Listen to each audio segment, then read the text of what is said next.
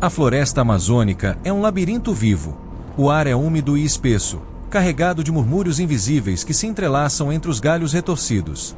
Durante o dia, o som das aves e insetos cria uma sinfonia caótica. Mas à noite a floresta respira diferente. E foi em uma dessas noites que a expedição de Júlio descobriu que ali existia algo muito pior do que predadores naturais. Era o 5º dia de exploração quando a voz apareceu. Os pesquisadores estavam reunidos ao redor da fogueira, discutindo as descobertas do dia, quando o primeiro chamado veio. Baixo, arrastado, quase um sussurro. Júlio! Júlio!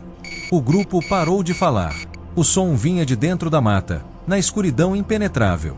Júlio, um dos biólogos mais experientes, franziu a testa e pegou sua lanterna. Alguém pode estar perdido, ele disse, já se levantando. Seus colegas o advertiram, mas ele os ignorou. Pegou um rádio para se comunicar e se embrenhou na selva. A voz continuava a chamá-lo, sempre mantendo a mesma distância, como se algo soubesse exatamente onde ele estava e o conduzisse mais fundo na escuridão. Mas o que realmente começou a incomodá-lo foi a falta de qualquer outro som. Nenhum animal, nenhum inseto. O silêncio na floresta era absoluto, e apenas seu nome era carregado pelo vento. Após meia hora de caminhada, Júlio percebeu que estava completamente desorientado. Apontou a lanterna para todos os lados, mas não conseguia ver nada além de árvores e cipós que pareciam se fechar ao seu redor. O rádio emitiu um chiado e ele tentou chamar seus amigos. Pessoal, estou ouvindo essa coisa de perto agora. Preciso de uma referência para voltar. A resposta veio, mas não do rádio. Não era para você estar aqui. Era a mesma voz que o chamava antes. Mas agora ela vinha do rádio.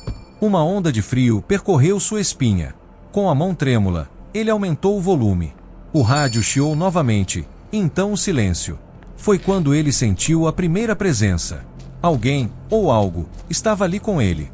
Ele não viu, mas soube. O ar ficou pesado, sufocante. Júlio começou a correr, desviando de troncos e raízes, tentando encontrar qualquer sinal do acampamento. Mas quanto mais corria, mais os galhos pareciam se fechar ao seu redor. Foi então que a lanterna piscou e apagou. No escuro total, ele ouviu o estalo de folhas secas atrás de si. Tentou acionar o rádio, mas tudo que saiu foi uma respiração pesada, que não era sua. Algo estava ali. Então ele sentiu o toque. Frio, seco, leve como uma pena, escorrendo por seu ombro. O ar estava denso de novo. Seus pulmões pareciam comprimidos. Ele queria gritar, mas não conseguia. Queria correr, mas suas pernas estavam presas. Era como se estivesse sendo observado por algo que não deveria existir. E então, a voz, sussurrando ao seu ouvido. Já é tarde demais. O rádio explodiu em chiado e Júlio caiu para trás. A lanterna voltou a piscar e, por um breve instante, iluminou algo na frente dele. Não era humano. A pele era pálida e repuxada, os olhos afundados e sem cor, como duas órbitas vazias. A boca era grande demais para um rosto humano e parecia aberta em um sorriso impossível. Júlio desmaiou. Quando seus amigos o encontraram na manhã seguinte, ele estava deitado ao lado do rádio, com os olhos arregalados para o céu. Estava vivo, mas não falava. Não piscava. Apenas respirava, profundamente, como se estivesse em transe. Levarão-no de volta à cidade mais próxima. Médicos o examinaram, mas não encontraram explicação para seu estado. Ele não respondia a estímulos, mas não estava em coma. Apenas imóvel, como uma casca vazia. Foi apenas um mês depois, quando tentaram levá-lo de volta para casa, que algo terrível aconteceu. Durante a viagem de volta para São Paulo, o rádio do carro chiou. Os enfermeiros olharam um para o outro, confusos. A estática foi ficando mais alta, até que, no meio do barulho, uma voz se formou. Júlio! Júlio! Então, pela primeira vez desde a floresta, Júlio piscou. Era uma noite fria e nebulosa quando 3 caçadores, Mark, Elias e Trevor, decidiram seguir os relatos sobre a lendária cabana sem portas nas profundezas das montanhas Apalaches. Eles eram céticos, mas também movidos pela adrenalina e pela vontade de desmentir as histórias contadas por moradores locais. Segundo as lendas, a cabana aparecia e desaparecia com a névoa, e aqueles que a tocavam simplesmente sumiam. Os 3 homens se embrenharam na floresta, munidos de rifles e lanternas potentes. O silêncio era opressor, quebrado apenas pelo farfalhar das folhas sob seus pés e pelo som distante de um corvo solitário. A névoa começava a se erguer, densa e gelada, envolvendo-os como dedos espectrais. Então, sem aviso, a cabana surgiu diante deles. Era exatamente como descrita: 4 paredes de madeira velha, gasta pelo tempo, mas sem uma única abertura. Sem porta, sem janelas. Apenas uma estrutura impenetrável. Trevor riu nervosamente. Isso é algum tipo de piada?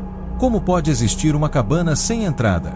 Mark, o mais cético do grupo, decidiu provar que não havia nada de especial nela. Com passos firmes, aproximou-se e pousou a mão na superfície áspera da madeira. O som veio como um trovão. Um estrondo ensurdecedor fez a floresta inteira estremecer.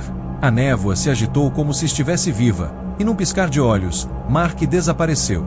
Elias e Trevor gritaram seu nome, correram ao redor da cabana, mas não havia sinal de seu amigo. O pânico tomou conta. Eles queriam fugir, mas suas pernas pareciam paralisadas pelo medo. Foi então que ouviram uma batida suave, vinda de dentro da cabana. Primeiro uma, depois outra. Elias, suando frio, encostou o ouvido na parede de madeira e prendeu a respiração. Socorro! Sou eu! Mark, me tirem daqui! A voz era fraca, distorcida, como se estivesse sendo arrastada por uma outra força. Trevor bateu contra a madeira, tentando encontrar um ponto fraco. Aguenta, cara! Vamos te tirar daí! Mas a resposta os fez congelar. Não, sou eu sou Mark. Mas tem outra coisa aqui. E agora? Agora tem mais de mim. O desespero tomou conta dos 2 sobreviventes. Sem saber o que fazer, começaram a dar passos para trás. A névoa se adensava novamente, e a cabana parecia se dissolver diante de seus olhos. Os gritos de Mark se misturavam com sussurros inumanos, múltiplas vozes sibilando palavras incompreensíveis. E então, silêncio. A cabana desapareceu, levando Mark com ela. Elias e Trevor correram sem olhar para trás. Nunca mais falaram sobre o que aconteceu naquela noite. Mas anos depois, quando Trevor voltou sozinho àquela floresta, encontrou a cabana novamente. E dentro dela, uma voz idêntica à sua o chamou pelo nome. E sorriu. Sibéria, Rússia. Os nativos das florestas boreais contam sobre uma entidade antiga, um ser feito de galhos, ossos e sombras. Eles o chamam de o Vigia da Floresta, um guardião que pune aqueles que invadem seu território. Em 1998, um grupo de madeireiros recebeu autorização para explorar uma região isolada da Sibéria, ignorando os avisos dos povos locais. Os anciãos alertaram sobre as terras do Vigia, mas o dinheiro falava mais alto. Os homens seguiram para a densa floresta, armados com ferramentas, motosserras e uma arrogância cega. Na primeira noite, um dos trabalhadores, Yuri, desapareceu sem deixar vestígios. Seu acampamento estava intacto, mas as árvores ao redor estavam marcadas com arranhões profundos e misteriosos símbolos.